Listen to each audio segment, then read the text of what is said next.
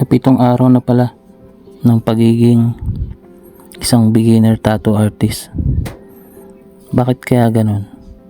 May tumatakbo sa isipan ko na isang tanong. Isang tanong na parang ang sagot ay tanong pa rin. Tulad ng kung may ginawa ba ako dati para mas mag-improve, edi sana marunong na ako ngayon. Noon kasi mas inuuna ko yung gusto ko lang mangyari. Pinapalampas ko lang ang araw na matapos lang. Nasa sobrang simple. Walang hamon, walang tugon sa tanong. Ako yung tipong hindi naman talaga tamad pero masipag magpahinga. O di ba? Nakakatawa. Wala eh. Ganun ako.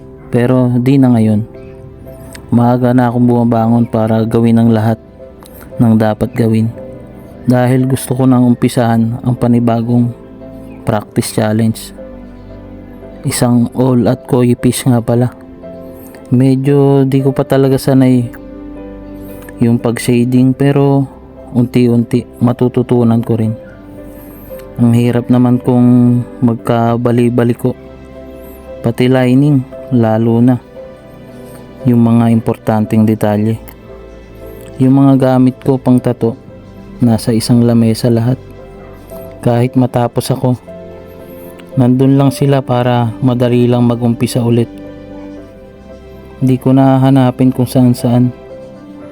May sariling kwarto at soon sana magkaroon din ako ng sariling tattoo shop. Lahat ng sobra masama. Naniniwala ka ba? Halimbawa, mahilig ka sa matamis na pagkain, malamang diabetes ang abutin yan. At pag naman sa maalat, malamang sa alamang kidney ang tatamaan. Eh paano kung sobrang gwapo na? Naku, problema to. Problema ko yan dati, kaso napasma lang. Napasma lang ang mukha ko. Aray mo, ay aray ko, aray nating lahat. Ang totoo kasi niyan, di talaga importante noon ang panlabas na kaanyuan. Kaya nga lagi lang ako nasa loob ng bahay. Nung bata pa ako noon, kasi basta maporma ka, may matapang na pabango, astig na. Ako kasi noon, simple lang manamit. Laging bond paper at lapis ang bitbit. Gamit habang sila naman may kanya-kanyang cellphone na di keypad. Wala pa kasing iPhone at Android dati.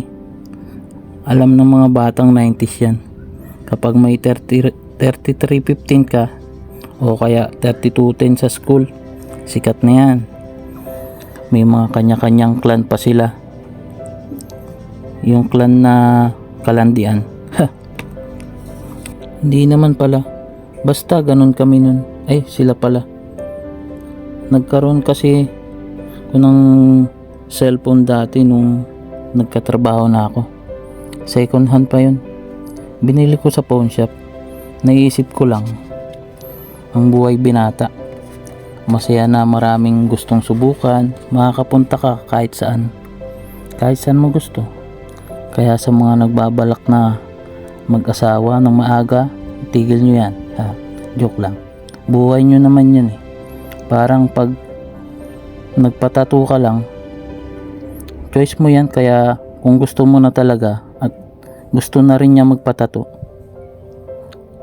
tawag lang sa FB page ni More Than Vlogs. Yun o, naipasok pa nga. Direct message lang kay admin. Alam nyo na yan. Iba naman tayo ng gusto sa buhay. Kung ngayon gusto ka niya, baka bukas mahal ka na niya. Ang mahalaga, nagkakagustuhan kayo sa isa't isa. May tiwala kayo na habang buhay magsasama sa hirap at ginhawa. Paano ang umaga ko kung wala ka na? Ay, rap pala yun. Hanggang sa muli, dito ko natatapusin ng video. Sana patuloy pa rin ang pag-practice ng mga katulad kong beginner tattoo artist. Paalam.